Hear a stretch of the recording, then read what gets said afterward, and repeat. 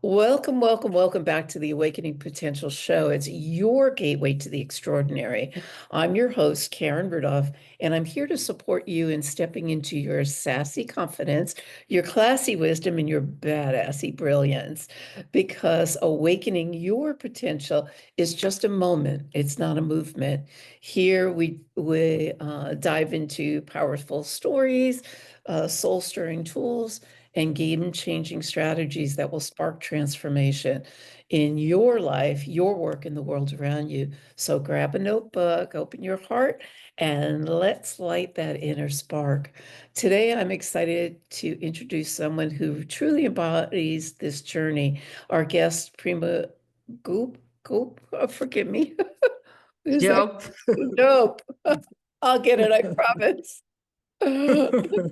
Prima Jope. She's the creator of the best kept secret community, from her tiny village in Uganda to a global client base. I love that. She really is the true epitome of lifting women, gifted women, and turning their life experiences into a thriving business. So we're going to find out today how she began her journey and what got her to where she is today. So a warm welcome, Prima, to you. Welcome, welcome. Karen, you're such a soul. Thank you so much for the show. As you were introducing it, I got goose pimples because you said awakening your potential is a moment. Yeah. And I remember 6 years ago, I was in this headspace of Prima from Uganda, where people are starving for food. Who's gonna care?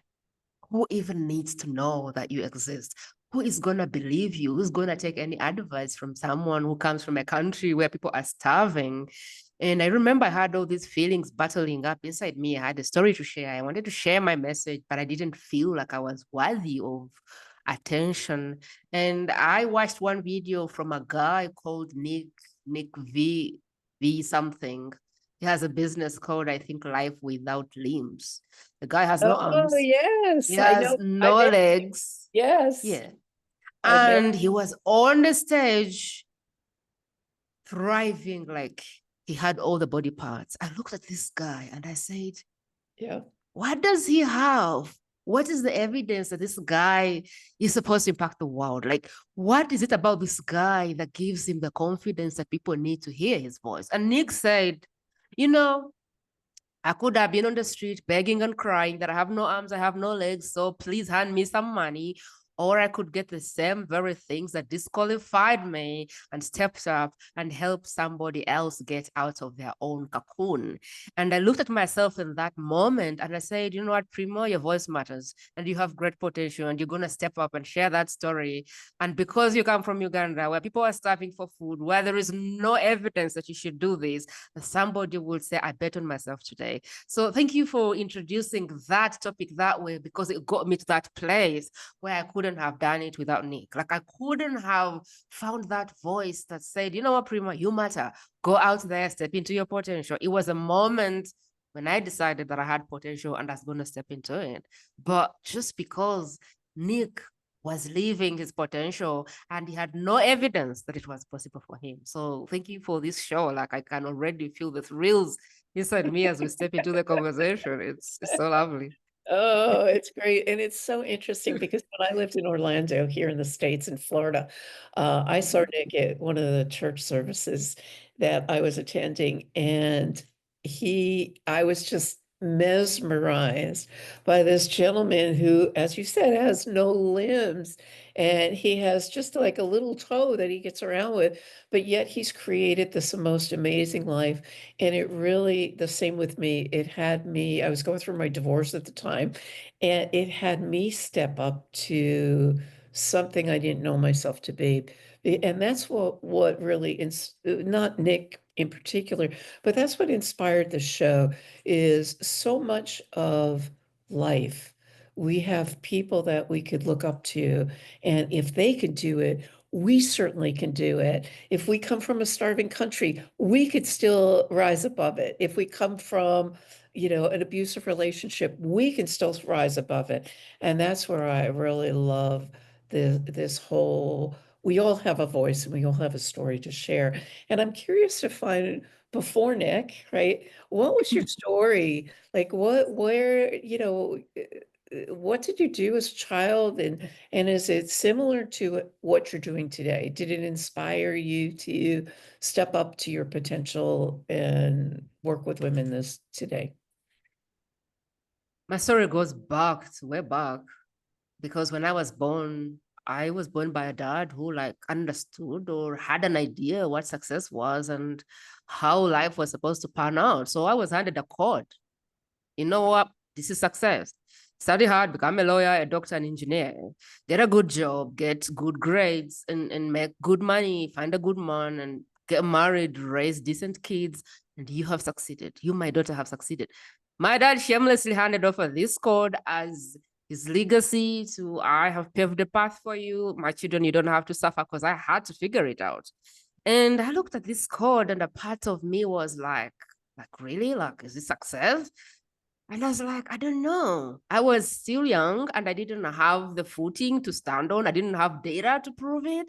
But deep Right. inside me, there was that knowing that, is this all my life is about? I was like, no, I don't think so. But my dad it was his way or the highway. So you had to be careful with what you said. Because I remember one day my brother got him to his speech day and my brother was very good at sports, but he wasn't very good in class. And while he was becoming the best sportsman he could and winning all the sports he could, on his report card, he was third last of the class. And my dad, I remember he pulled him through the courtyard and said, son, I want you to pay attention. If this is your best in life, playing football and becoming the third last in class, I will have no hesitation, but send it to your mother to tell you who your dad is, because that's not me. I was about 14, 13. I'm listening to my dad and I'm going, geez, what? I don't want to look for another dad. And so I had this fear in me that, my God, if I didn't get to the code, I may have to look for my own mom. And I don't know if my mom knows who else my dad is, apart from the very guy I'm looking at. And so I had that fear in me that there was one word success. And if I didn't do that, things wouldn't be okay. So I went to school. I became an engineer. I got a job. I did it for 6 years. And every time there was a job to apply for, my friends were so excited to jump to the next ladder. I jumped like 2 ladders, that corporate ladder where you go and go, two Right. ladders. And I was like, I don't feel the thrill of this. The ladders don't seem to end. So and I could get a PhD, I could get a degree, I could get a master's, I'm like, what's the end of all this ladder climbing? And I was there thinking, something is happening. I don't want another ladder in this company. It was a $3 billion company. It was most people's dream job. And I was inside feeling miserable. And as my friends were climbing the ladders, I was like, no way, there has to be something else. And I remember at 25, I sat with myself and said, is this success? Like, are you successful? Is this what it is? Paycheck, bills paid, you have a car, so I was thinking, okay, next step is find a guy who's doing the same thing, get married, raise kids. And I'm like, no, there is more in me. There is such disruption inside me that I don't even know how to silence. And Right. so on my 25th birthday, I was like, you know what, Dad? I think this is it. This is a wrap. I've had the degrees for you. I have taken the job for you. I hope I've earned the good daughter something in your books, because this is it. I didn't tell him though. I was like, you know what, Dad? Let's wrap it up. I'm not going to do this. And I applied for a master's. I got a master's. I left my job. I started my business. My dad didn't know, bless him. He died 3 years ago and he had no idea that I wasn't working for MTN, because when I went back home, a dollar is a dollar, a car is a car, money is money. He didn't know better. But when I stepped out of the job, I began to experience such joy. I don't even know how to explain it, because I was making 10 times the money and I was having so much joy and I was feeling so fulfilled. I was like, wow. But then in 2020, COVID came and swept away the business. It was a bricks and mortar. And I was like, whoa, whoa, whoa, what happens? Like I had no business. But there was that drive in me that said, no, there is something else. I used Yeah, to follow Tony Robbins, Grant Cardone, yeah, Oprah, everyone who could run ads and reach Uganda. I was following. And I was like, but Tony Robbins, Oprah, these people, they do this thing. Like, maybe I should do this thing. And I was like, Prima, Prima, Prima, Prima, listen to yourself. Look at Uganda. Look at the poverty here and tell me that anybody's gonna care. And I was like, I could share my story. There's a lot I could talk about this thing inside me, and maybe somebody else feels the same. And I was in that state of quagmire when I met Nick. And I was like, yeah. yeah, So when yeah, I met Nick, it was like the ticket to do this thing. Because I was like, if he is doing it with no arms, no legs, no evidence of anything, and is impacting as many people as I see him impacting, I'm going to exactly. try it. And that was my step into the online world. It's now 6 years later. I've helped clients from over 30 countries. I build community of best kept secret, and I haven't seen anything as fulfilling as doing the thing that inherently you know you're here to build. Yeah, I love that. You're lighting up as you're talking about it. And that's how I feel about my company as well. But I don't want to skip over, for our listening audience, because a lot of people were attempting to please dad, as it were. And I know myself the same thing. It was like I have this thing for plants. I love plants, and I have this affinity for bringing dying plants back to life, and it just brings me so much joy. And my dad said to me, "You're never going to make a living doing that. Go and be a nurse. Your mother wanted to be a nurse, go be a nurse." And I Mm. remember saying, "Yes, Dad, how I dad, and I went into nursing and the same thing. And I just was not fulfilled by it. But it was that people pleaser. And there's so many listeners out there that are people pleaser. So what was that pivotal moment that you mentioned, Nick, but was there another pivotal moment that awakened your potential? My Or was potential yeah, was always yeah, my potential was always in there. I always knew it was in there. And there is this push that it's like for me, I had like a volcano. I am wired as a rebel. So sometimes the rebel in me just has to come out, whether I want it or not. So for me, it was like this volcano that was like, like when you get pregnant for a baby, and I'm not a mother, you can pretend all you want, but there's going to be an eruption. Like the right. baby is going to grow out of the stomach. So I Uh, felt the same thing. I felt like there was this thing that was going to erupt, whether I coordinated or cooperated with it or didn't. And the only people that I was scared to annoy was my dad. Like, I am not a people pleaser originally. So I wasn't so much concerned about my friends, my sisters, it was my dad. And if you could have said, go find your own dad, I didn't want to deal with that. But yeah. otherwise, what was inside of me was like a volcano. And the more I suppressed it, the more sad I became. The more I tried to just turn it down, the more miserable I got. Like internally, I felt like my soul was dying. And I felt like there was this thing. It's like having a short call or a long call. You can hold it for all you want, but at some point, it's going to happen. So for me, I felt like that. I felt like things were bubbling up and bubbling up and bubbling up. I felt like something like invisible force was just calling me to go somewhere. I had no Right. idea where I was going. And I was like, okay, I don't know what this is. I just cannot keep placing it down.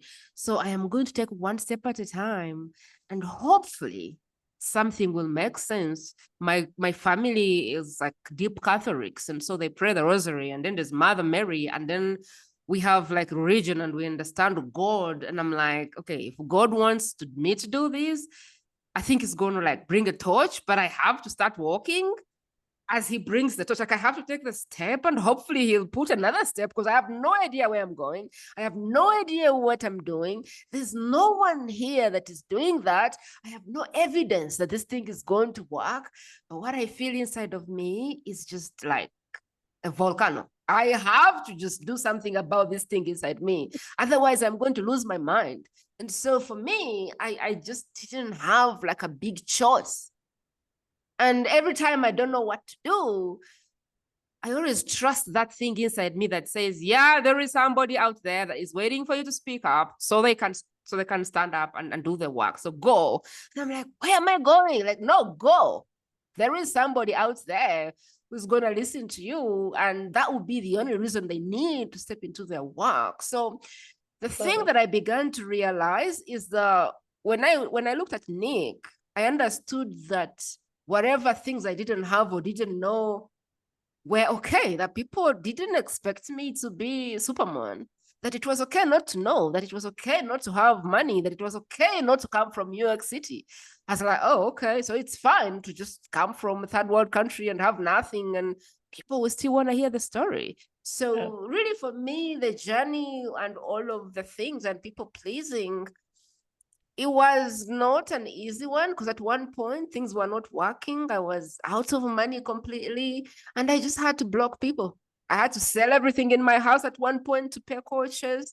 And I think the thing that I did was to just remove people. Like I was just there by myself, waking up every day and trying to figure out something. And before I knew it, I had people on Facebook who supported me more than anybody supported me. And I was like, oh, okay, maybe I can find support here. And so the people online became more supporters than the people offline. And I was like, oh, maybe it's supposed to be like that.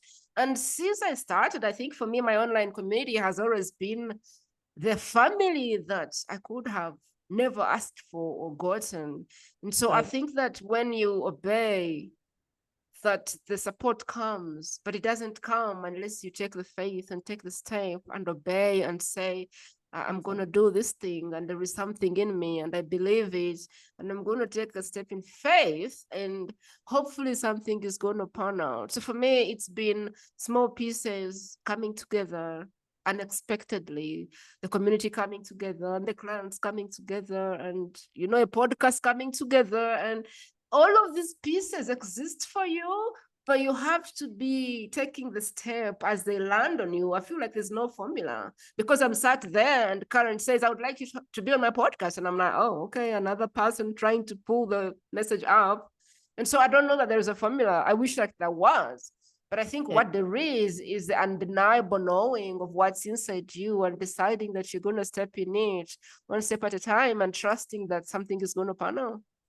Exactly, exactly. And I could have said it better because for me, I believe, and I don't know if you'll align with this, Prima, or not, but for me, I find that when I step out in faith and trust and surrender, I call them angels. People show up unexpectedly that I never would have imagined, and they become incredible opportunities. And when I follow that path and not question it, it's like life just shows up in the most amazing spaces and places, no matter what's going on around me. And I get that you started a community. I get you started a business, which is amazing.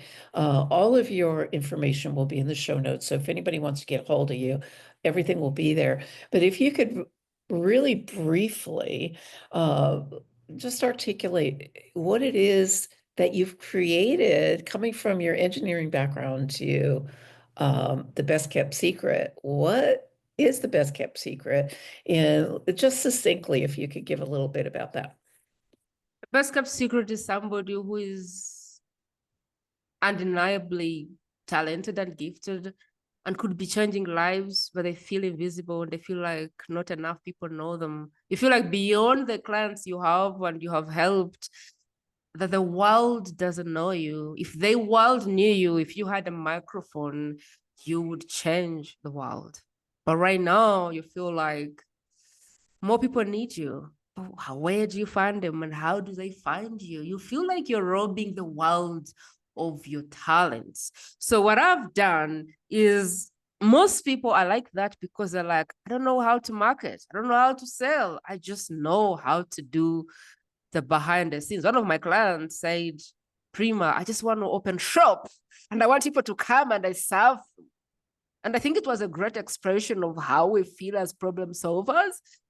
You're the best kept secret because you have the best gifts and anointing, but you're not the marketer and the salesperson and the big mouth to go out there and talk about yourself. So what I've done is I've gathered all these people in one place and What we're doing is just help each other, support each other, lift each other up, introduce each other to other people. You could get business without knowing the next thing to say about marketing. Like, what if we could, as best kept secrets, gather in one place and just introduce each other to somebody we know? What if we could eliminate the need to be the best marketer, the need to be the best salesperson? Because a lot of best kept secrets, your work speaks for itself. When you Absolutely. have the right person in front of you, you can change their life. What if we didn't have to tax you and burden you with now you have to understand how to do live videos, and now you have to market yourself, and now you have to be the best salesperson. And you know what? Now we need a VSL. And now like, what if all that stuff could just stay in the back burner and you could just sit there and focus on what you do, which is helping people? And what if other best kept secrets connecting with each other was enough thread and was enough marketing? Because I believe that the best marketing system is a changed life. So what if we could put you in a thread where one life could connect to another, to another, to another, and you could just share your message like that? I love that. I love that. Yeah, And thank you. I love what yeah. you're up to in the world and how you come from where you've come from, where you've gone into, you know, engineering and just recreated yourself. And that to me is anyone who comes from heart like you know, I'm just so drawn to you. And I believe like attracts like, and that's where my preface lies is people are, yeah, I don't need everybody to love me today. However, those who are attracted to me will be attracted to me. Those who are attracted to you will be attracted to you as well. I really love that. What is, before we end, what is one pearl of wisdom that you live by that you want to share with others? I think you already shared that, and that is when you're in the right energy, in the right space, and in complete surrender, that angels are gonna come and hold you up. I think I want to end with a story. 4 years ago, I shared my story online and I explained to everybody how I was down to my last dollar and I couldn't afford toilet paper at one point. I went in the supermarket and for 30 minutes, I was looking for the cheapest toilet paper by the cent. Like, I didn't have any money. And so as I was looking around the supermarket, I was like, how has it come to this? 30 minutes looking for the difference by the cent. And I was trying to help people and share my message and build my business, but I didn't have clients. And I shared that story online and I said I was as broke as a church mouse and I couldn't afford toilet paper. And that post got crickets, like nobody commented on it. But there is one person who saw it, and that person is my husband. And today we're married and we've been married for the last 3 years, known each other for 4 years. And I wanted to share this because when you're starting out, people may be not comment. Maybe you want to be the most famous. Maybe you want to have as many followers. But when you're in complete surrender and you're just sharing your life and your experiences, trust that the right person is going to get the message. Even if you don't go viral, trust that the person who needs this message would say it. Because if I was to go back in the world and choose a husband, it would be him. It was just like the angels carried him and put him on my lap. He was in the UK, I was in Uganda, never been to the UK. And that was how I met my husband. And he's been the best choice I could have ever searched for in the world. So, sharing your work and doing whatever you do, even if things are not working as you expect, maybe there is a deeper reason why divine wants you to share your work. Maybe your next big connection is going to come that way. I don't know what is there for me. For me, I found my husband, and now together we all have the same calling. And I would never have found them if I didn't decide that I had potential, that my story was worth listening to, that I had something to share. I would never have met him. But somehow I had to be in that space, in that energy. I had to share my story with belief that somebody needed to hear it. And he was like, I know my wife when I see her, and this is it. And he had spent 5 years looking for his wife, and he couldn't. And that was it for him. So Love it. never underestimate your message and your story and your experiences, because you never know what they mean to somebody else who's on the other side. Thanks for having me, Karen. I love that. I love that. And I know you have a gift for the listening audience, which will also be linked in the show notes. You want to give a little explanation of what that gift is? Lately, I just want people to join the community where people can lift you up and help you share your message. I just want people to come to school, look for best kept secret, and just join and let people plug you in and let people love on you and let people tell you who they know. All you have to come is just come and tell us what you do and tell us what your thing is and let somebody go.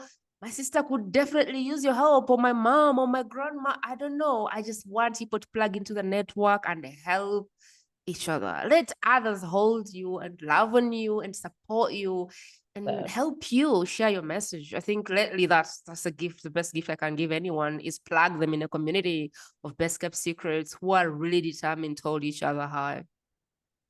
I love that. I love that because for me, life is all about collaboration, and that's exactly what Yeah. it's like your community is about. Thank you Yeah. so much, Prima. Thank you, thank you, thank you. It's been a pleasure having you on Awakening Potential Show. Thank you so much, Karen, for having me. I cannot begin to tell you the amount of goose pimples I've had in this show. Definitely, this show is gonna thread out and help millions and millions. So if you're listening to this and this inspired you, please share this with somebody else. Just one person that needs to be on this show. Somebody that has potential within them. Somebody that you believe needs to be in the world, and maybe they don't have the confidence or the belief in themselves. Let's play this podcast. Let it reach as many people as we can, because we never know who's gonna have a spark that is just waiting to be ignited. So let's honor Karen and let's share this Thank episode you. and let's have more people step into their potential. We never know whose lives we're gonna touch. We just have to share. Absolutely. It's what it's all about. Thank you. Prima Jope, thank you so much for being a part of this show, for sharing your journey and your insights with us. Your story is a beautiful reminder of that transformation begins the moment we become aware and continues with those brave, badassy steps we choose to take. And it does take courage, right? To our listening audience, remember the bridge from ordinary to extraordinary is built with small steps of change and big leaps of faith. You are more powerful than you know. So keep it up, keep rising, keep awakening your potential. And if today's episode sparked something in you, please reach out and, as Prima said, share it. DM me with the word awaken and visit www.tranquilsolutions.com. I'm here to support and create clarity for you as well. So until next time, stay sassy, stay classy, and keep bringing your bold, badassy self. Till then, bye for now.